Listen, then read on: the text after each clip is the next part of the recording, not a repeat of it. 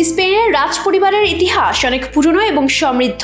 এই ইতিহাসের একটি গুরুত্বপূর্ণ অংশ হতে যাচ্ছেন রাজ পরিবারের উত্তরাধিকারী রাজকুমারী লিওনর। সম্প্রতি এমন একটি বিষয় আলোচনায় এসেছে, দীর্ঘ প্রায় 150 বছর পর স্পেনে আবার একজন নারী সরাসরি সিংহাসনে বসতে যাচ্ছেন। বিষয়টি দেশ জুড়ে মানুষের আগ্রহ ও আলোচনার কেন্দ্রবিন্দুতে পরিণত হয়েছে। বর্তমানে স্পেনের রাজা হলেন ষষ্ঠ ফিলিপ। তার বড় মেয়ে লিওনর এই সিংহাসনের প্রথম উত্তরাধিকারী। ভবিষ্যতে তিনি রানী হিসেবে দায়িত্ব নেবেন। স্পেনের ইতিহাসে শেষবার সরাসরি কোনো নারী দীর্ঘ সময় রাজত্ব করেছিলেন প্রায় 1.5 শতক আগে। তাই লিওনরের সিংহাসনে বসার সম্ভাবনা ইতিহাসের একটি বড় পরিবর্তন হিসেবেই দেখা হচ্ছে।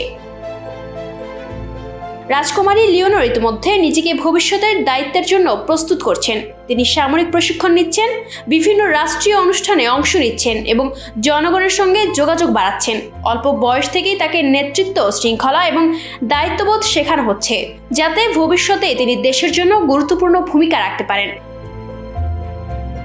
স্পেনের অনেক মানুষ মনে করেন একজন নারী রানী হিসেবে দায়িত্ব নিলে তা দেশের জন্য ইতিবাচক বার্তা দেবে। এটি নারী নেতৃত্ব ও সমতার প্রতীক হিসেবেও দেখা হচ্ছে।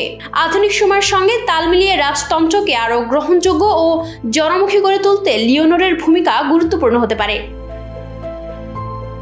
এটি স্পেনের রাজতন্ত্রের জন্য যেমন একটি বড় পরিবর্তন, তেমনি দেশের ইতিহাসেও একটি গুরুত্বপূর্ণ অধ্যায় হয়ে থাকবে। ভবিষ্যতের নেতৃত্বে নতুন প্রজন্মের ভাবনা ও আধুনিকতার প্রতিফলন দেখা যাবে, এমনটাই আশা করছেন দেশটির মানুষ।